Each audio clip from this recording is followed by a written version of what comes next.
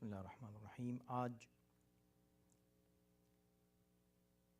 جولائی کی 23 تاریخ ہے 2011 اور شعبان کی 21 تاریخ ہے 1432، اور آج ہم سورہ مبارک آل عمران کی آیت نمبر 178 اور 179 یعنی 178 اور 179 کی تلاوت کا شرف حاصل کریں گے۔ اعوذ باللہ السمیع العلیم من الشیطان اللعین الرجیم، بسم اللہ الرحمن الرحیم،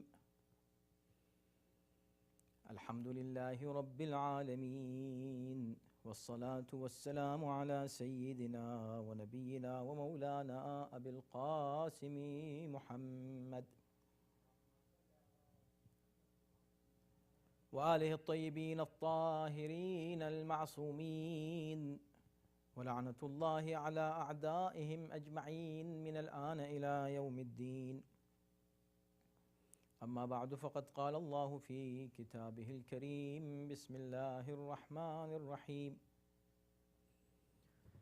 ولا يحسبن الذين كفروا انما نملي لهم خير لانفسهم انما نملي لهم ليزدادوا اثما ولهم عذاب مهين وما كان الله ليذر المؤمنين على ما انتم عليه حتى يميز الخبيث من الطيب وما كان الله ليطلعكم على الغيب ولكن الله يجتبي من رسله من يشاء فآمنوا بالله ورسله وإن تؤمنوا وتتقوا فلكم أجر عظيم صدق الله العلي العظيم۔ ارشاد ہو رہا ہے کہ جن لوگوں نے ایمان کی قیمت پر کفر خریدا، ارشاد ہو رہا ہے کہ جنہوں نے کفر اختیار کیا وہ یہ نہ سمجھیں کہ ہم جو انہیں مہلت دیتے ہیں وہ ان کے حق میں بہتر ہے، بلکہ ہم تو بس اس لیے انہیں مہلت دیتے ہیں کہ ان کے گناہوں میں اور اضافہ ہو جائے اور ان کے لیے ذلت آمیز عذاب ہے۔ خداوند عالم مومنین کو ایسے حالات میں چھوڑنے والا نہیں ہے جن حالات میں تم ہو، جب تک وہ ناپاک کو پاک سے الگ نہ کر دے، اور اللہ تمہیں غیب سے بھی مطلع کرنے والا نہیں، حالانکہ اپنے رسولوں میں سے جسے چاہتا ہے اس کام کے لیے منتخب فرما لیتا ہے۔ لہٰذا تم اللہ پر اور اس کے رسولوں پر ایمان لاؤ، اور اگر تم ایمان لے آؤ اور تقوی بھی اختیار کرو تو تمہارے لیے بڑا اجر ہے۔ جیسے کہ آپ جانتے ہیں کہ آیت نمبر 121 سے اس سورہ مبارکہ کی سورہ آل عمران کی جو گفتگو شروع ہوئی اس کا تعلق جنگ احد سے تھا، اور تفصیل کے ساتھ 60 آیتوں میں اللہ نے اس واقعے کو بیان فرمایا ہے۔ آج کی جو گفتگو ہے وہ اس پورے واقعے کا خلاصہ ہے، یعنی یہ جو 2 آیتیں ہیں، آخری آیت ہے جہاں پر آ کر یہ تذکرہ تمام ہوتا ہے، یعنی اختتام ہے جنگ احد کے ذکر کا ان دونوں آیتوں پر، اور جس حسین پیرائے میں اللہ نے اس گفتگو کو یہاں پر آ کر تمام کیا ہے وہ قابل توجہ ہے۔ آیت نمبر 178 پر ہم گزشتہ ہفتے تفصیل سے گفتگو کر چکے ہیں، لہٰذا آج ہم بہت تفصیل سے اس پر بات نہیں کریں گے۔ گزشتہ ہفتے جس آیت پر گفتگو ہوئی اس کا تعلق کافروں کو دیے جانے والی مہلت سے تھا، جس میں اللہ یہ فرما رہا ہے کہ کافر یہ نہ سمجھیں کہ ہم نے ان کو جو مہلت دی ہے ان کے لیے بہتر ہے، بلکہ ہم نے ان کو مہلت اس لیے دی ہے اور ہم ان کو اس لیے ان کی رسی دراز کرتے ہیں اور ان کو ڈھیل دیتے ہیں، ان کو مہلت دیتے ہیں کہ تاکہ وہ مزید گناہوں میں مبتلا ہو کر مزید عذاب کے سزاوار بن سکیں۔ اور اس کا کیا مفہوم ہے، اس پر گفتگو ہوئی۔ آج ہمارا یہ موضوع نہیں ہے۔ ہم جو آج عرض کرنا چاہ رہے ہیں وہ یہ ہے کہ اگر آپ اس پورے واقعے پر ایک نگاہ ڈالیں جس کا ذکر اتنی تفصیل سے قرآن نے کیا ہے۔ قرآن مجید بار بار ہم یہ آپ کو یاد دلاتے رہتے ہیں کہ قصے کہانی کی کتاب نہیں ہے، ہدایت کی کتاب ہے، اور پھر بلاغت کی پیک پر ہے، اور بلاغت کا تقاضا یہ ہے کہ کم سے کم الفاظ میں زیادہ سے زیادہ مفاہیم پیش کیے جائیں۔ 60 آیتیں کسی ایک واقعے کو بیان کرنے کے لیے قرآن جیسی کتاب میں، کہ جو صرف ہدایت کی کتاب ہے اور بلاغت جہاں تمام ہو جاتی ہے، تو فصاحت اور بلاغت دونوں کا تقاضا یہ ہے کہ مفہوم زیادہ ہو، الفاظ کم ہوں۔ تو آپ سوچیں کہ جس موضوع کے لیے 60 آیتیں اللہ نے اس سورے میں خاص طور پر صرف اسی واقعے کو بیان کرنے کے لیے مخصوص فرمائیں، اس واقعے کی اہمیت کیا ہوگی؟ واقعہ آپ کی نظر میں ہے جس انداز سے پیغمبر اسلام باہر نکلے، اور جس وقت ظاہر ہے کہ دفاع کے لیے تھا یہ، اس لیے کہ مشرکین نے حملہ کیا تھا مدینے کے اوپر، مدینے کے اندر رہ کر جنگ کرنے کی بات ہو رہی تھی، باہر نکل کر بات ہو رہی تھی۔ آخر میں یہ طے پایا کہ نہیں، ہم باہر نکل کر جنگ کریں گے۔ پیغمبر اسلام باہر لے کر نکلے، وہاں سے گفتگو شروع ہوتے، وَإِذْ غَدَوْتَ مِنْ أَهْلِكَ تُبَوِّئُ الْمُؤْمِنِينَ مَقَاعِدَ لِلْقِتَالِ، یہاں سے گفتگو شروع ہوتی آیت نمبر 121 سے، اس سورے میں۔ اور اس کے بعد کیا کیا ہوا اور کیسے ہوا اور کس انداز سے مسلمانوں نے اپنے ہی کرتوت کی بنیاد پر شکست کو خود ہی دعوت دی، پیغمبر اسلام کی مخالفت کر کے، ان 50 افراد کو جن کو معین کیا تھا رسول اللہ نے، اور اس کے بعد پھر جنگ ہوئی، اور اس میں کچھ لوگ فرار بھی ہوئے، اور فرار کے نتیجے میں شکست ہوئی، اور اس کے بعد پھر مشرکین نے دوبارہ حملہ کرنے کی کوشش کی، اور پھر اس کے بعد پھر پیغمبر اسلام نے یہ اعلان کیا نیکسٹ ڈے، دوسرے دن، کہ بھئی اب پھر سب لوگ تیار ہو جائیں، اور خاص طور پہ صرف وہ لوگ جو زخمی ہیں۔ اور اس پر بھی ہم نے اس کے فلسفے پر آپ کے سامنے گفتگو کی کہ کیا مقصد تھا، کیوں صرف جو زخمی تھے ان کو بلایا جا رہا تھا۔ خلاصہ گفتگو یہ کہ آخر میں یہ ہوا کہ پیغمبر اسلام یہ پیغام دینا چاہ رہے تھے مومن کو بھی اور کافر کو بھی۔ مومن کو یہ کہ بھئی تم اگرچہ زخمی ہو لیکن اب ہم تم کو پھر دوبارہ بلا رہے ہیں، تو الذین استجابوا للہ وللرسول، انہوں نے اللہ اور رسول کی آواز پہ لبیک کیا جبکہ زخمی تھے اور ابھی خون تازہ تھے، لیکن اس کے باوجود بھی رسول اللہ کی آواز پر لبیک کہتے ہوئے لوگ دوڑ پڑے اور چلے آئے۔ اور دوسری طرف پیغام کافروں کو دینا تھا کہ تم مغرور مت ہو جانا، مت سمجھنا کہ تم کو اگر فتح ہوئی ہے تو تم فاتح ہو، بلکہ ہم ابھی طاقتور ہیں، ہم تمہارے پیچھے آ رہے ہیں، اور ہم جو ہے تمہارا تعاقب کر رہے ہیں۔ اس کا مطلب یہ کہ فاتح ہے جو تعاقب کرتا ہے شکست خوردہ کا۔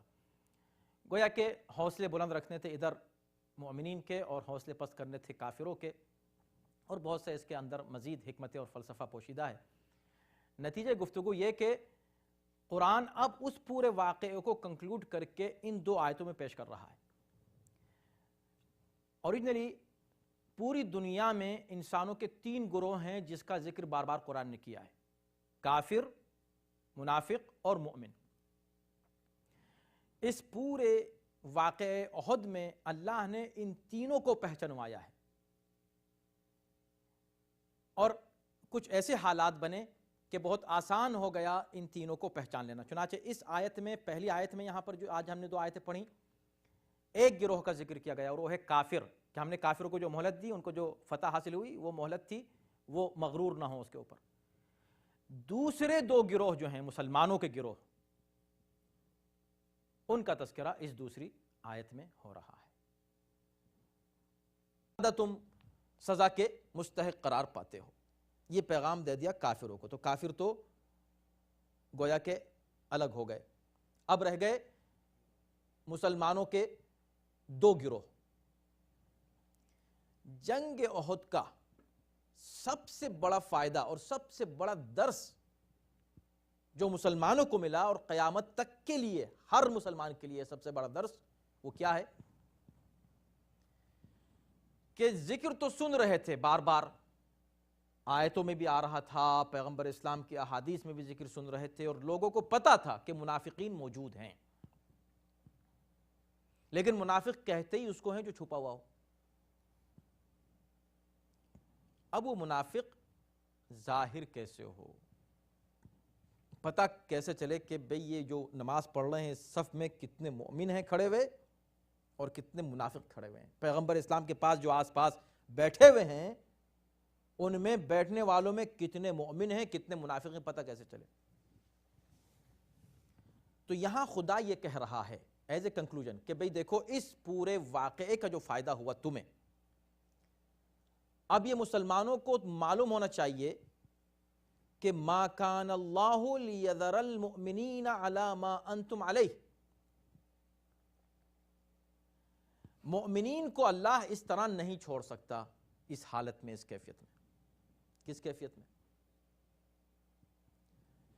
دیکھیں وہاں کافروں سے کہا کہ ہم تم کو مہلت دے رہے ہیں، ہم تم کو چھوڑ رہے ہیں، ان کو چھوڑ رہا ہے اللہ، جاؤ چھوڑ دو، جاؤ، تم کو مہلت دی، موقع دیا۔ مومنوں سے کہہ رہا ہے کہ ہم تم کو اس حالت میں نہیں چھوڑ سکتے،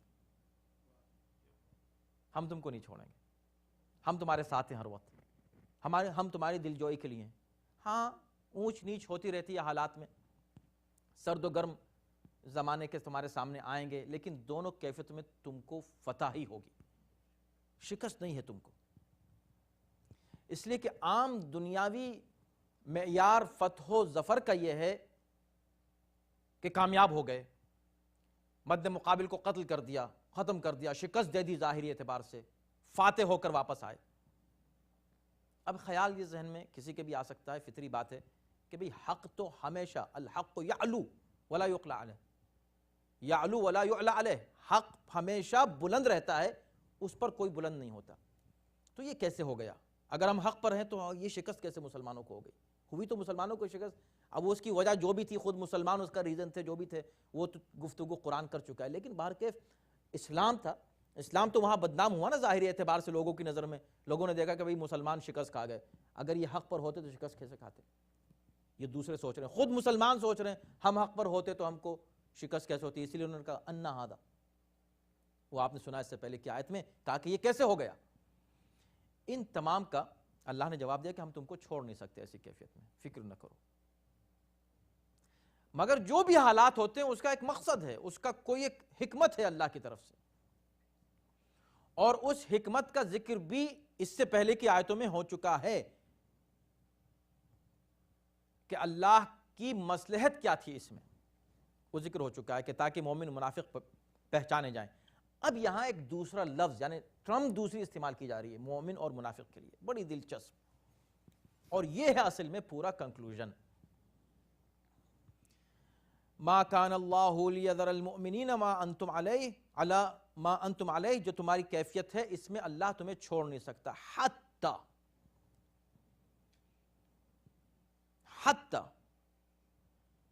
اب یہ مقصد ہے، اور یہی دو جملے اصل میں یہ 60 آیتیں انہی دو جملوں کے اندر ہیں، سمجھا؟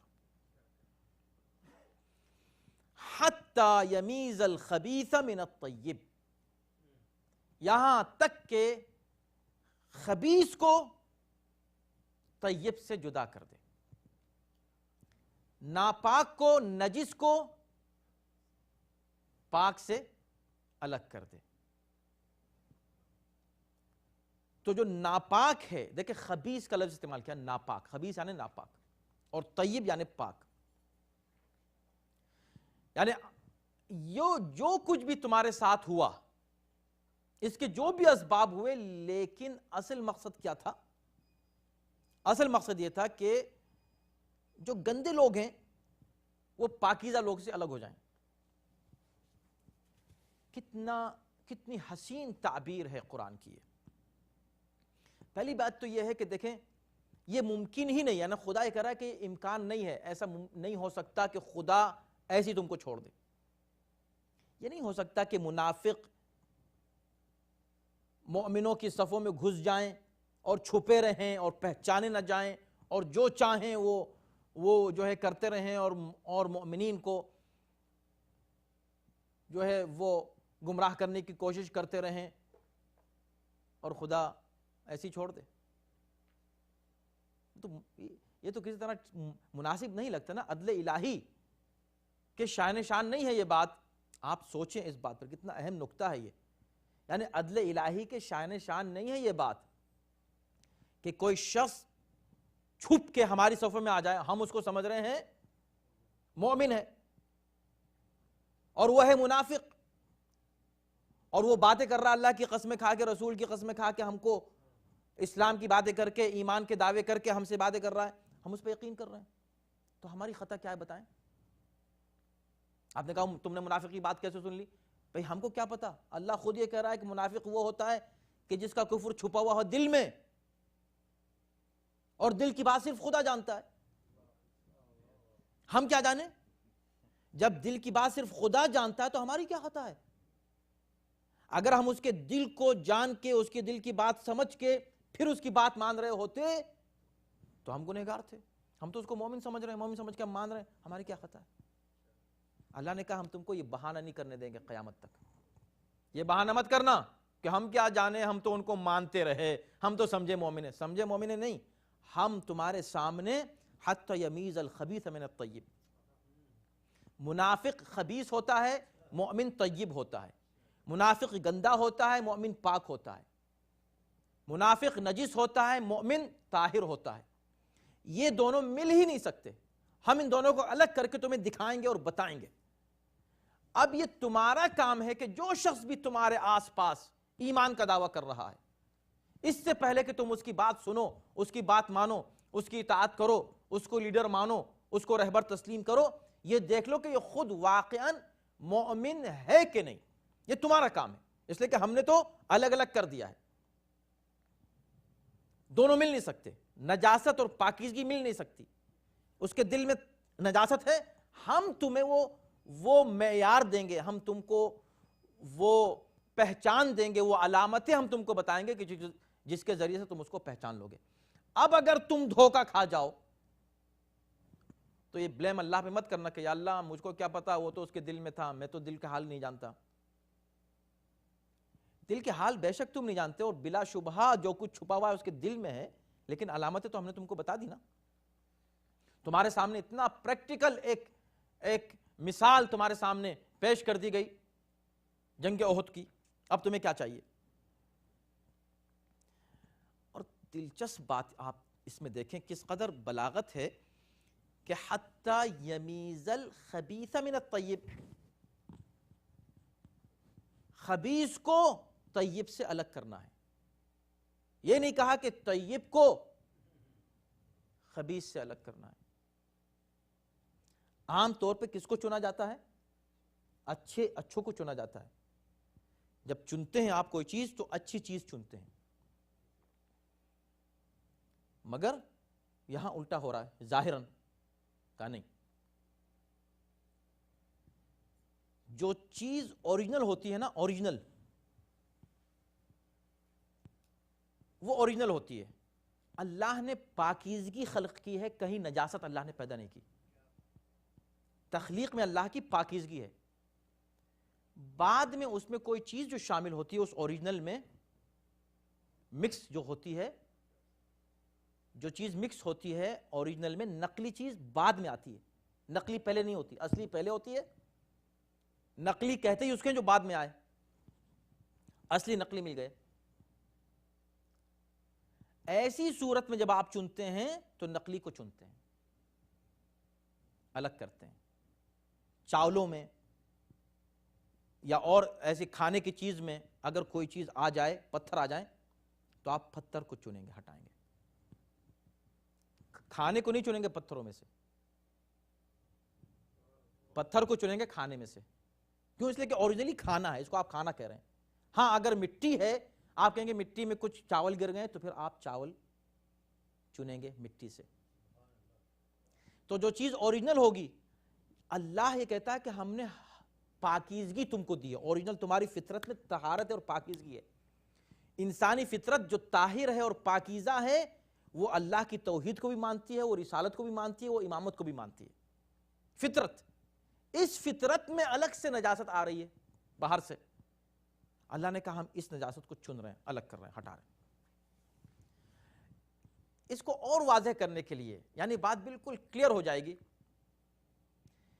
اللہ نے طہارت کا سینٹر رکھا ہے. سینٹر جیسے پانی ہے، پانی پاک بھی ہے، پاک کرتا بھی ہے، طاہر بھی ہے، مطہر بھی ہے.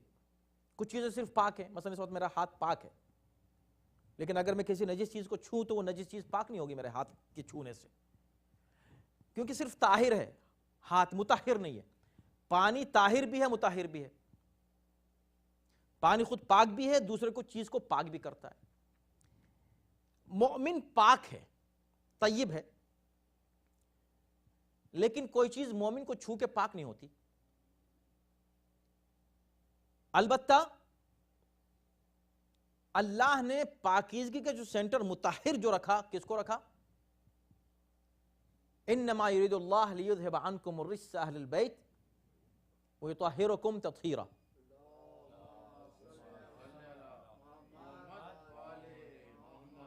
تو اہل بیت کو طہارت کا سینٹر رکھا، خود طاہر بھی ہیں، مطہر بھی ہیں.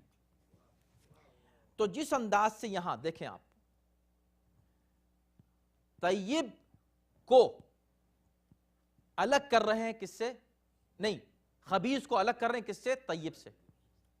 ایسے یہاں آئے تطہیر میں اہل بیت کے لیے کیا کہا گیا؟ اے اہل بیت، ہم تم سے ہر طرح کی نجاست کو لیذھب عنکم الرجس، نجاست کو تم سے دور کریں گے. یہ نہیں کہا کہ تم کو نجاست سے دور کریں گے.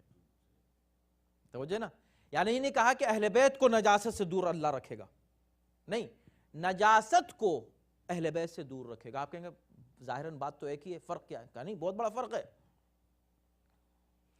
اگر اللہ یہ کہتا کہ اہل بیت ہم تم کو نجاست سے دور رکھیں گے، تو اس کا مطلب یہ ہوتا کہ اہل بیت نجاست کی طرف جانے والے ہیں، اللہ ان کو بچا لے گا. وہ تو سینٹر ہیں، طہارت کی اصل ہیں، بنیاد ہیں، وہ نجاست کی طرف نہیں جا سکتے. ہاں، کچھ نجاستیں ان کے پاس آنے کی کوشش کریں گے. اللہ نے کہا کہ ہم نہیں آنے دیں گے، تمہارے پاس ان نجاستوں کو نہیں آنے دیں گے. لہٰذا اب جو شخص بھی اہل بیت سے جتنا دور ہے اتنا ہی نجس ہے، اور جتنا قریب ہے اتنا ہی پاک ہے. تو طیب اور خبیث اسی بنیاد پر ہے. جو اللہ پر ایمان رکھے اور سچا اور پکا اور حقیقی اس کا ایمان ہو، خالص ایمان ہو، وہ طیب ہے. اس لیے کہ یہی ایمان ہی اصل بنیاد فطرت ہے. اب قیامت تک کے لیے اللہ نے یہ معیار دے دیا ہر انسان کو. کبھی مت کہنا ہم تو دھوکے میں آ گئے. اب قیامت کے دن کسی شخص کی حجت اللہ پر تمام نہیں ہو سکتی. اللہ کی حجت ہر انسان پر تمام. ہم نے الگ کر دیا ہے. آپ نے کہا کہ نہیں، کیسے الگ کر دیا؟ وہ تو بڑی شخصیت ہیں، ان کے تو بڑی ہم احترام کرتے ہیں. پتہ چلا وہ تو منافق نکلے. مگر وہ تو نکلے منافق قیامت میں. یہاں ہم کیا کریں؟ کہا نہیں، قیامت میں تو ہوگا ہی. اب دیکھیں بات کے الفاظ سنیں، عجیب ہیں. یہاں ہم نے تم کو بتا دیا ہے، ظاہر کر دیا ہے. کیسے ظاہر کر دیا؟ نام لے کے. اب لوگ پوچھتے، توجہ کیجئے گا، عجیب منزل ہے واقعاً. کس حسین پیرائے میں واقع احد کو کنکلوڈ کیا ہے اللہ نے اس آیت میں. کتنے، یعنی کہ واقعاً پوری آیتیں سمیٹ دی ہیں اس میں. اب ایک شخص یہ پوچھ سکتا ہے، کوئی بھی انسان، دیکھیں نا، اسلام عقل کا مذہب ہے. پیغمبر اسلام کے زمانے میں منافقین تھے، طے شدہ ہے. پیغمبر اسلام کے آنکھ بند ہوتے ہی کیا وہ منافق غائب ہو گئے، یا وہ منافق مسلمان اور مومن بن گئے؟ یعنی جب تک زندہ تھے رسول اللہ اس وقت تک تو منافق رہے، وہ جب انتقال ہو گیا ان کا تو اب وہ مومن بن گئے. ایسا کچھ ہے؟ نہیں ہو سکتا. تو یہ عقل کے خلاف ہے. اس کا مطلب منافق بعد میں بھی تھے. مگر پہچانے کیسے جائیں؟ اس لیے کہ ان کے جو دل میں نفاق ہے. آپ کسی کو کہہ نہیں سکتے فلاں منافق ہے. کیسے کہہ دیں گے آپ؟ آپ کے پاس دلیل ہے؟ تو اللہ نے کیا کہا کہ ہر انسان کی خواہش یہ ہے کہ میں یہ جان لوں کہ مومن کون ہے. چنانچہ آج بھی لوگ یہی کہتے ہیں کہ بھئی چلے ٹھیک ہے منافق تھے، مگر اگر ایسی بات ہے آپ کہتے ہیں وہ منافق تھے، اللہ نے کیوں نہیں نام بتا دیے؟ قرآن میں اللہ نے کیوں نہیں کہہ دیا کہ فلاں فلاں فلاں منافق ہے؟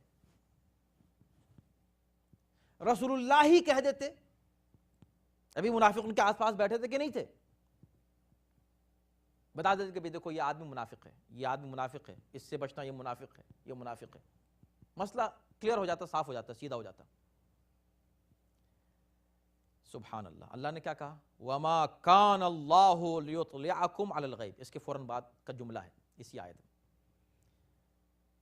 دیکھو خدا ہرگز بھی تمہیں غیب پر مطلع کرنے والا نہیں ہے. جو غیب کی بات ہے وہ تم کو نہیں بتانے والا ہے اللہ. یہ بات کس سے ہو رہی ہے؟ کافروں سے نہیں ہو رہی ہے، یہ مؤمنین سے ہو رہی ہے کہ اے صاحبان ایمان، اللہ تم کو غیب پر مطلع نہیں کرنے والا ہے. کون منافق ہے یہ تو غیب کی بات ہے، اس لیے کہ اس کے دل میں ہے.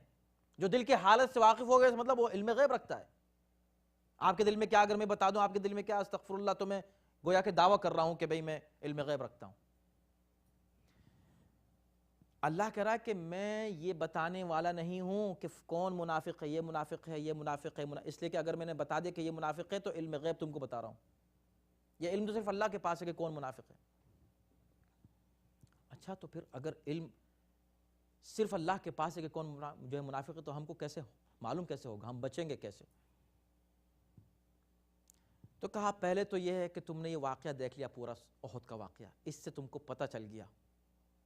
کردار انسان کا بتا دیتا ہے، اس لیے کہ ایمان اور نفاق کا ریفلیکشن انسان کا عمل ہے، اس کا کردار ہے، پتہ چل جاتا ہے. یہ جو بھاگنے والے تھے اگر مومن ہوتے نا بھاگتے ہی نہیں. اور ہاں جو کمزور ایمان والے تھے اگر بھاگ گئے تو دوبارہ نہیں بھاگے، مرے مگر بھاگے نہیں، جان دے دی، قدم پیچھے نہیں ہٹایا. کیوں؟ اس لیے کہ مومن ہے. اور جو بار بار بھاگتے رہے بھاگتے رہے بھاگتے رہے، اس کے بعد بھی تم ان کو مومن سمجھو گے؟ پھر آ کے اللہ سے کہو گے اللہ میں نے منافق کو پہچانا نہیں، تو خطا کس کی ہے؟ تمہارے پاس عقل نہیں ہے. تم کو اتنے معیار دے رہے ہیں، معجزے سے ہر چیز چاہتے ہیں کہ معجزے سے ہو جائے. یا اللہ معجزہ دکھا دے ہم کو معلوم ہو جائے کہ کون منافق ہے. ارے پہلی بات تو یہ کہ اگر تم کو اللہ علم غیب دے دے اور ہر شخص کے تم دل کے حال سے واقف ہو جاؤ تو پرائیویسی تو ختم ہو گئی معاشرے کی، اور معاشرے میں بجائے اصلاح کے فساد پیدا ہو جائے گا. پھر تو کوئی کسی پہ بھروسہ ہی نہیں رکھے گا، بات ہی ختم ہو جائے گی. اللہ کی مصلحت ہی یہ ہے کہ تم دوسروں کے دل کے حالات سے اور غیب سے اور اس کی پرائیویسی سے واقف نہ ہو. تمہیں علم نہیں ہونا چاہیے، لیکن ہاں کون منافق ہے یہ پتہ ہونا چاہیے. اس کا علاج یہ نہیں کہ تم علم غیب تم کو ہم دے دیں، اس کا علاج یہ ہے کہ تم منافق کو اس کے کردار سے پہچانو. اچھا اب دیکھیں بات یہاں پر پہنچ رہی ہے. اب یہاں ایک سوال یہ ہوتا ہے، ہاں یہ بات صحیح ہے ہم کردار سے پہچانے. ہم نے دیکھا جنگ احد میں، ہاں بھائی کون ٹھہرا، کون بھاگا، کون زخمی ہوا؟ وہ 70 کے 70 جو زخمی ہوئے تھے ان کے نام نکالو تاریخ میں. ان میں کوئی بھی ایسا ہے کہ جن کی تعریف کی جاتی ہے آج، جن کو رہبر مانا جاتا ہے، جن کو لیڈر مانا جاتا ہے؟ ان میں کوئی بھی ایک زخمی تھا ان میں 70 میں؟ تو اس کا مطلب یہ ہے کہ تم کو اللہ نے ظاہری اعتبار سے بتا دے کہ بھی دیکھو یہ تم دیکھ لو. چلیں اب بھائی نہیں دیکھ سکے، ہم تو اللہ سے چاہتے ہیں کہ اللہ بتا دے ہم کو. شارٹ کٹ ہم چاہتے ہیں اللہ ہم کو بتا دے، تو اللہ نے اس کا بھی علاج کتنے دیکھیں نا حسین پیرائے میں کیا، کوئی بات نہیں ہم تم کو بتاتے ہیں. وَلَكِنْ يَشْتَبِي مِنْ رُسُلِهِ مَنْ يَشَاءُ. اللہ تمہیں علم غیب نہیں دے گا مگر اپنے رسولوں میں جس کو چاہے گا علم غیب کے لیے منتخب کر لے گا. کیا مطلب؟ مطلب یہ کہ بھئی تم یہ مت سمجھنا کہ تم علم غیب سے بالکل کٹے ہوئے ہو. اگر کبھی نام بتانے کی ضرورت پیش آئے تو ہم تم کو تو نہیں بتائیں گے. مگر رسول کو علم غیب ہوگا، وہ پہچان رہا ہے کس کے دل میں کیا ہے۔ رسول جو ہے منافقوں کو پہچانتا ہے، اس کی جب کبھی مرضی ہوگی تو وہ پوائنٹ آؤٹ کر سکتا ہے کہ بھئی یہ منافق ہے، یہ منافق ہے، یہ منافق ہے۔ اور ایسا ہوا ہے، ہسٹری میں ہوا ہے کہ نہیں ہوا ہے؟ منافقین کے نام بتائے کہ نہیں بتائے؟ پیغمبر اسلام نے جب اپنے ایک صحابی کو منافقین کے نام بتائے کہ بھئی دیکھو یہ منافقین تھے جو میرے قتل کی تیاری کر رہے تھے، اور یہ ان کے نام ہے، یہ ان کے نام ہے، یہ ان کے نام ہے، صرف ان کو بتا کہا کہ تمہارے پاس راز رہے، کسی کو بتانا نہیں، ہم صرف تم کو بتا رہے ہیں۔ اب جب صرف ان کو بتا رہے ہیں تو ان کو بتانے کی ضرورت ہی کیا تھی؟ کیا ضرورت تھی حذیفہ کو نام بتانے کی؟ ایک آدمی کو نام بتانے کی کیا ضرورت ہے؟ اور پھر یہ کہنا کہ تم کسی کو مت بتانا یہ نام، چنانچہ انہوں نے کبھی نہیں بتائے، ہسٹری میں نہیں کہ انہوں نے کبھی کسی کو بتایا نام یہ ہیں۔ مگر عجیب نظام پروردگار ہے، عجیب نظام الہی ہے، عجیب سسٹم ہے۔ یہ کہنے کا فلسفہ کیا تھا؟ فلسفہ یہ تھا کہ تم پہچان لوگے، ہم تم کو کبھی کبھی اس طرح بھی پہچانوائیں گے منافقین کون ہیں۔ اب جب ان کو نام بتا دیے تو کچھ لوگ آ رہے ہیں ان کے پاس، آگے کہہ رہے ہیں ہمارا نام تو نہیں ہے اس میں ہمارا نام تو رسول اللہ تو نہیں بتایا۔ ابھی تم سے کیا مطلب ہے؟ تم خاموش بیٹھے رہو، رسول اللہ ان سے کہہ چکے ہیں کسی کو بتانا نہیں، کبھی کسی کو معلوم ہی نہیں ہوگا، اگر معلوم ہے تو رسول اللہ کو معلوم ہے، ان کو معلوم ہے، حذیفہ کو، ختم بات۔ تمہیں کیوں پریشانی ہو رہی ہے؟ اب آ کے اب یہ ہسٹری نے نوٹ کر لیا، حذیفہ نے تو نہیں بتایا کسی کو نام، لیکن وہ خود آ کے پوچھا میرا نام تو نہیں ہے، اس کو نوٹ کر لیا تاریخ نے۔ آپ پوچھیں گے بھائی آپ کیوں پوچھ رہے تھے میرا نام تو نہیں ہے؟ کہ بڑے مومن بہت تھے، ان کو گھبراہٹ یہ تھی، وہ چاہتے یہ تھے کہ میں ہمیشہ مومنین کی فہرست میں میرا نام رہے، ایسا نہ ہو۔ خیر، اب آپ فہرست بتاتے رہیں، لیکن اللہ نے نبی کو علم غیب دیا ہے، اور اس میں خود یہ ایک مکمل موضوع ہے نبی کا علم غیب، لیکن چونکہ یہاں موضوع کنکلوژن کا ہے جنگ احد کے تعلق سے، اس لیے ہم چاہیں گے کہ اسی میں رہیں۔ اب آپ دیکھیں کہ علم غیب من رسولی ہی، اپنے رسولوں میں سے علم غیب جس کو اللہ دینا چاہتا ہے دیتا ہے۔ علم غیب کے تعلق سے اس بات کو ذہن میں رکھیے گا، بڑی بحث ہے، بہت بحث ہے، اس کو ذہن میں رکھیے گا کہ عالم الغیب مطلق علم صرف اللہ کے پاس ہے، علم مطلق غیب کا اللہ کے پاس ہے، لیکن اس میں بھی یہ سمجھیے گا کہ غیب کی نسبت اللہ کی طرف دیتے ہوئے اس بات کی توجہ رکھیے گا کہ اس کا مطلب یہ نہیں ہے کہ وہ غیب اللہ کے لیے ہے، یعنی جو چیز غائب ہے وہ اس کا علم رکھتا ہے۔ کس سے غائب ہے؟ اس سے، جو چیز اس سے غائب ہے وہ اس کا علم رکھتا ہے۔ ہماری نسبت سے جو چیز غائب ہے، کائنات میں کسی بھی صاحب علم کی، صاحب نظر کی نظر سے جو چیز غائب ہے وہ اس کا علم رکھتا ہے، ورنہ اس کے لیے تو غیب ہے ہی نہیں، اس کے لیے تو شہود ہی شہود ہے۔ پھر وہ جو علم ہے وہ اللہ جس کو چاہتا ہے دے دیتا ہے۔ اب یہ کہنا کہ انبیاء کے علم غیب کی یا اولیاء کے علم غیب کی کا عقیدہ رکھنا یہ شرک ہے، یہ غلط ہے۔ شرک اس وقت ہوگا جب کوئی یہ کہے کہ جیسے خدا کا علم ذاتی ہے، اپنا ہے، کسی سے لیا نہیں اللہ نے علم، ایسے ہی انبیاء کا علم ذاتی ہے، نعوذ باللہ۔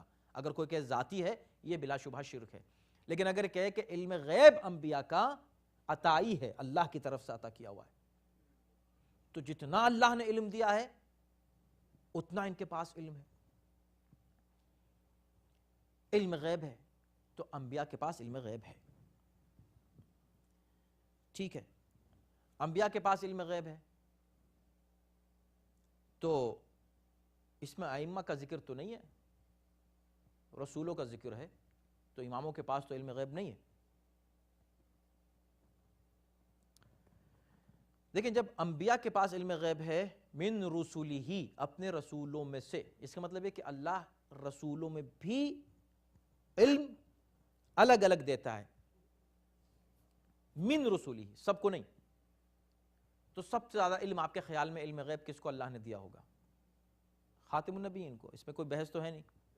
سید المرسلین، سب سے زیادہ علم غیب ان کے پاس ہوگا کہ نہیں ہوگا؟ تو جس کے پاس سب سے زیادہ علم غیب ہے وہ ہے خاتم النبیین.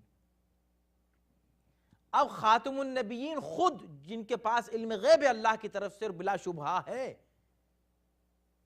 وہ خود یہ کہیں کہ میں علم کا شہر ہوں. اب اس علم میں علم غیب شامل ہے کہ نہیں؟ مطلقاً علم کا ہے، میں علم کا شہر ہوں، علی اس کا دروازہ ہے.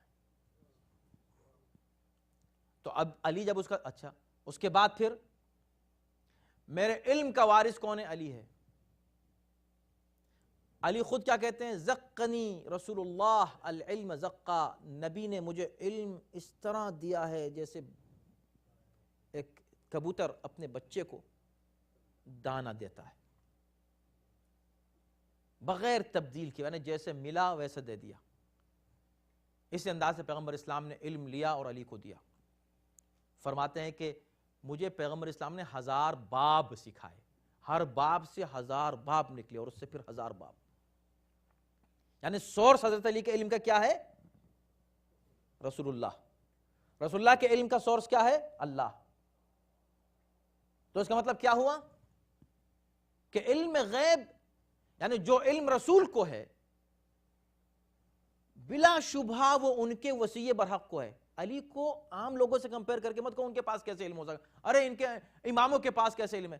اماموں کو اگر کوئی شخص، وہ کوئی بھی امام جس کو عوام بنائیں، لوگ بنائیں، اگر کوئی ان کے لیے علم غیب کی بات کرے تو وہ کفر ہے، شرک ہے. مگر جن اماموں کو معین اللہ کرے، جن کا اعلان پیغمبر کریں، ان کے علم غیب کا جو انکار کرے وہاں بھی شرک ہو سکتا ہے، یہ بھی کفر ہو سکتا ہے، انکار حقیقت ہے. اور اس کا اعلان پیغمبر اسلام کے بعد اور پیغمبر اسلام کی زندگی میں حضرت علی نے بار بار کیا، سلونی قبل ان تفقدونی. یہ ان کے علم غیب کی دلیل ہے. تو بہر کیف آخر میں بات وہی ہوئی کہ بھئی دیکھو ہم تم کو بتانا چاہ رہے ہیں، ہم مومنین کو ایسے چھوڑ نہیں سکتے، منافقوں کو مومنین کی صفوں میں درمیان میں ایسے چھوڑ نہیں سکتے، تم کو بھی ایسے نہیں چھوڑ سکتے. ہم اس وقت تک، اللہ فرما رہا ہے کہ اس وقت تک تمہیں اس طرح نہیں چھوڑ جب تک کہ ہم یہ دونوں الگ نہ کر دیں، خبیث کو الگ کر دیں، طیب کو الگ کر دیں، مومن الگ ہو جائے، منافق الگ ہو جائے. اور یہ رہا کہ تم یہ چاہتے ہو کہ تم کو ہم علم غیب سے نام بتا دیں، نام تو نہیں بتائیں گے، لیکن ہاں علم غیب ہم نبی کو بتائیں گے. تم کو ہم عام طور پر معیار دے دیں گے، پھر اگر تم نبی سے پوچھو کہ نبی بھی تم کو معیار دے دیں گے. اس سے پہلے بھی ہم حدیث پڑھ چکے ہیں، ہم پھر اس کو دہراتے ہیں اس موقع پر کہ پیغمبر اسلام نے معیار دے دیا، اس لیے کہ ان کے پاس علم غیب ہے، وہ نام بھی جانتے ہیں. مگر اب نبی، جب اللہ کہہ رہا ہے کہ میں تم کو نہیں دوں گا علم غیب، تو نبی تم کو علم غیب کیسے دے دیں گے؟ لیکن ہاں علم غیب کی خبریں تم کو ضرور سنائیں گے.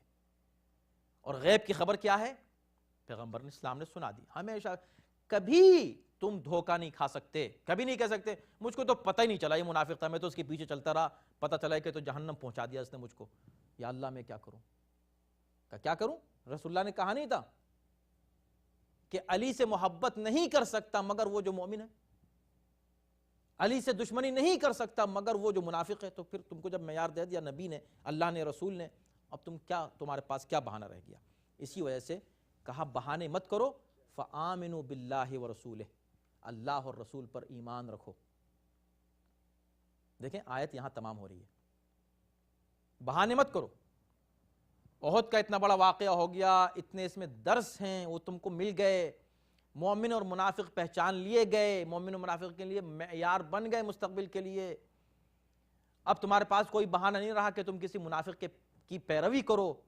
علی کو چھوڑ دو کہ جو معیار ہے ایمان اور نفاق کے پہچان کا، اس کو چھوڑ دو. تم اس کو چھوڑ دو کہ نہیں ہم کسی اور کو پکڑ لیتے ہیں.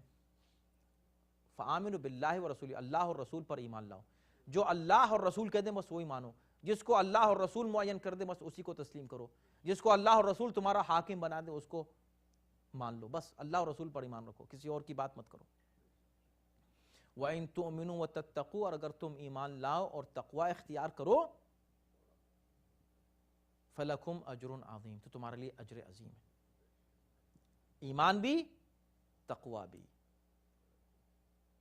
ایمان اور تقوی، تب تمہارے لیے اجر عظیم ہے۔ دیکھیں ان کے لیے کہا تھا عذاب عظیم منافقین کے لیے، اور مومن کے لیے کیا ہے؟ اجر عظیم ہے۔ تو اگر تم منافقین کی طرف جاؤ گے، ان کے ساتھ رہو گے، ان کے گروہ میں جاؤ گے، فائن، تمہارا اختیار ہے، چلے جاؤ، منافقوں کو مان لو، مگر تمہارے لیے عذاب عظیم ہوگا۔ لیکن اگر تم اللہ اور رسول کی پیروی کرتے رہو ایمان اور تقوی کے ساتھ، تو پھر تمہارے لیے اجر عظیم ہوگا۔ اب اس سے زیادہ کھل کے قرآن اور کیا بیان کرے گا، اس سے زیادہ وضاحت کے ساتھ قرآن اور مسائل کو کیسے پیش کرے گا؟ کیسے ممکن ہے کہ اس کے بعد بھی کوئی مومن یا کوئی مسلمان یہ بہانہ کرے کہ مجھے علم نہیں ہوا، یا میں نے تو تحقیق نہیں کی، یا قرآن نے تو صاف صاف بیان نہیں کیا؟